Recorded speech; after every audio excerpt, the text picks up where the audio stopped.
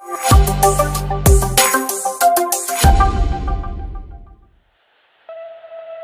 ऐसी दुनिया में जहां अक्सर डर और गलतफहमी होती है, जरूरी है कि हम नाजुक विषयों पर खुले दिल और ज्ञान की प्यास के साथ बात करें।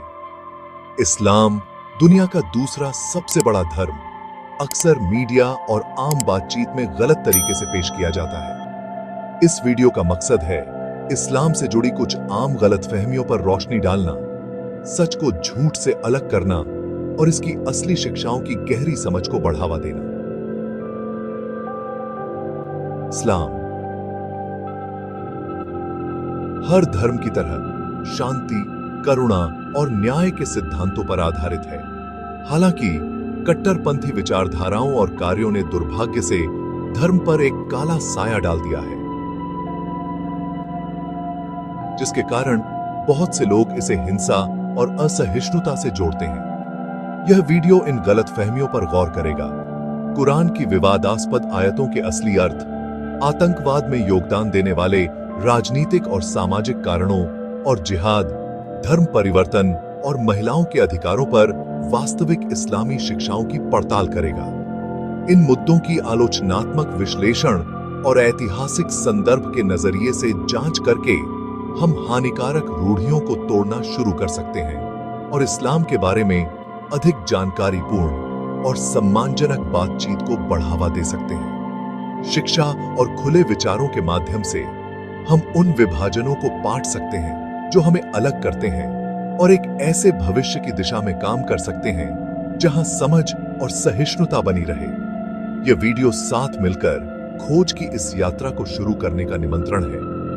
हमारा लक्ष्य कठिन सवालों से कतराना नहीं है, बल्कि ज्ञान और सच्चाई के प्रति प्रतिबद्धता के साथ उनका सामना करना है। मिथकों को दूर करके और वास्तविकताओं पर प्रकाश डालकर हम सभी के लिए अधिक शांतिपूर्ण और न्यायपूर्ण दुनिया का मार्ग प्रशस्त कर सकते हैं। इस्लाम के दिल में उतरने, समझ की तलाश करने और गलतफहमी के सायों को दूर करने के लिए हमारे साथ जुड़ें।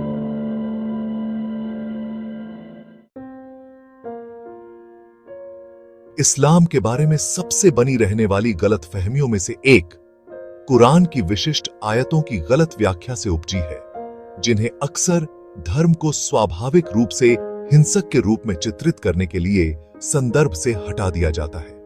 यह याद रखना महत्वपूर्ण है कि कुरान किसी भी धार्मिक ग्रंथ की तरह एक विशिष्ट ऐतिहासिक संदर्भ में प्रकट हुआ था और इसे उस ढांचे के भीतर समझा जाना चाहिए। उदाहरण के लिए, लड़ाई का उल्लेख करने वाली आयतों को अक्सर इस्लाम की कथित हिंसक प्रकृति के प्रमाण के रूप में उद्धृत किया जाता है। हालांकि ये आयतें ऐसे समय में प्रकट हुई थीं जब शुरुआती मुस्लिम समुदाय को उत्पीड़न का सामना करना पड़ा था और उन्हें अपना बचाव करने के लिए मजबूर होना पड़ा था। वे अकारण आक्रामकता का आह्वान नहीं थे, बल्कि युद्ध के समय में आत्मरक्षा के लिए दिशा निर्देश थे। इसके अलावा कुरान निर्दोष लोगों की हत्या की स्पष्ट रूप से निंदा करता है, जीवन की पवित्रता पर जोर देता है। यह बार बार शांति, क्षमा और करुणा के महत्व पर जोर देता है, ऐसे मूल्य जो अक्सर इस्लाम के लिए जिम्मेदार हिंसा के विपरीत हैं। कुरान के सही संदेश को समझने के लिए हमें इसकी संपूर्णता पर विचार करना चाहिए, न कि केवल अलग थलग पड़ी आयतों पर। किसी भी धार्मिक ग्रंथ की व्याख्या के लिए उसके ऐतिहासिक संदर्भ, भाषाई बारीकियों और समग्र संदेश पर सावधानी पूर्वक विचार करने की आवश्यकता होती है। जब हम इस समझ के साथ कुरान का रुख करते हैं, तो हमें शांति, न्याय और करुणा का संदेश मिलता है, न कि घृणा या हिंसा का। कुरान का समग्र रूप से अध्ययन करने और इसकी आयतों के ऐतिहासिक संदर्भ पर विचार करने से हम इस्लाम की सच्ची शिक्षाओं की अधिक सटीक और सूक्ष्म समझ प्राप्त कर सकते हैं। आतंकवाद के साथ इस्लाम का जुड़ाव शायद हमारे समय की सबसे हानिकारक और भ्रामक गलतफहमी है। आतंकवाद अपने सभी रूपों में एक जटिल मुद्दा है, जिसकी जड़ें राजनीतिक, आर्थिक और सामाजिक असमानताओं में है, धार्मिक सिद्धांत में नहीं। यह दावा करना कि इस्लाम आतंकवाद को बढ़ावा देता है, अनगिनत मुसलमानों की उपेक्षा करना है जो हिंसा की निंदा करते हैं और शांति के लिए प्रयास करते हैं। आतंकवादी संगठन अक्सर अपने कार्यों को सही ठहराने और अनुयायियों की भर्ती के लिए धार्मिक रिटोरिक का फायदा उठाते हैं, लेकिन उनकी असली प्रेरणाएं राजनीतिक शक्ति, नियंत्रण और विशिष्ट एजेंडा की खोज में निहित हैं। वे अपने स्वयं के उद्देश्यों की पूर्ति के लिए धार्मिक शिक्षाओं को तोड़ते मरोड़ते हैं, इस्लाम में पाए जाने वाले शांति और करुणा के संदेश को विकृत करते हैं। आतंकवाद के अधिकांश शिकार स्वयं मुसलमान हैं, जो इस्लाम को हिंसा के साथ जोड़ने की भ्रांति पर प्रकाश डालते हैं। दुनिया भर में मुसलमान उग्रवाद का मुकाबला करने, शांति को बढ़ावा देने और सामाजिक न्याय की वकालत करने की अग्रिम पंक्ति में हैं। अल्पसंख्यकों के कार्यों को संपूर्ण आस्था की मान्यताओं से अलग करना आवश्यक है। आतंकवाद में योगदान देने वाले राजनीतिक, आर्थिक और सामाजिक कारकों की जटिल परस्पर क्रिया को समझकर हम इसके मूल कारणों का समाधान करना शुरू कर सकते हैं और अधिक शांतिपूर्ण और न्यायपूर्ण दुनिया की दिशा में काम कर सकते हैं।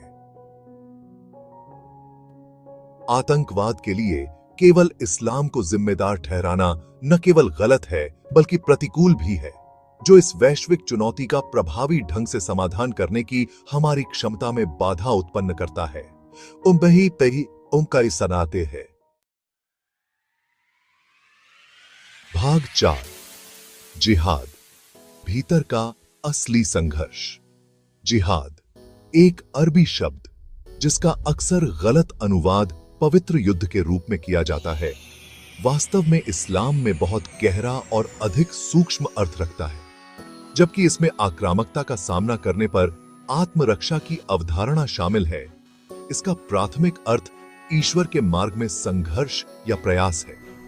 यह संघर्ष कई रूप लेता है, किसी के अपने अहंकार और इच्छाओं के खिलाफ आंतरिक लड़ाई से लेकर न्यायपूर्ण और दयालु समाज के निर्माण के सामूहिक प्रयास तक। इसमें दान के कार्य, ज्ञान के लिए प्रयास करना, अन्याय के खिलाफ बोलना और मानवता की बेहतरी के लिए काम करना शामिल है।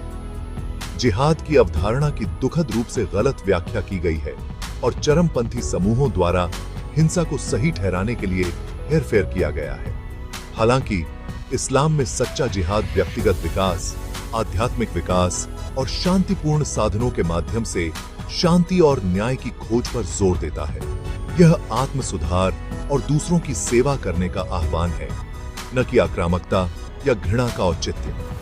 जिहाद के सही अर्थ को पुनः प्राप्त करके हम चरमपंथी आख्यान का मुकाबला कर सकते हैं और इस्लाम की शांतिपूर्ण और करुणामयी प्रकृति को उजागर कर सकते हैं। जिहाद दूसरों पर अपनी मान्यताओं को थोपने के बारे में नहीं है, बल्कि मानवता की बेहतरी के लिए खुद का सर्वश्रेष्ठ संस्करण बनने का प्रयास करने के बारे में है।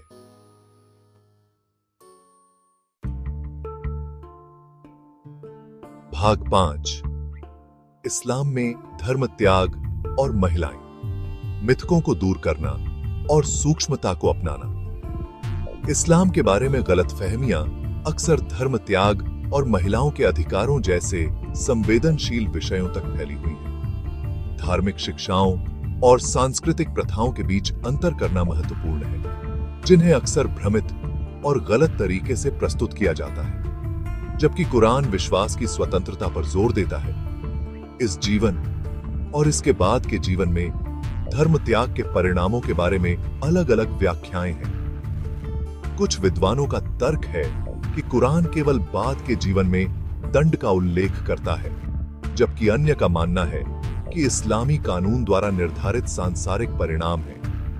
यह ध्यान रखना महत्वपूर्ण है कि यहां तक की व्याख्याओं में भी जो सांसारिक दंड की अनुमति देती हैं, इन्हें आधुनिक दुनिया में शायद ही कभी लागू किया जाता है और अधिकांश मुस्लिम बहुल देशों में धर्म त्याग के खिलाफ कानून नहीं है।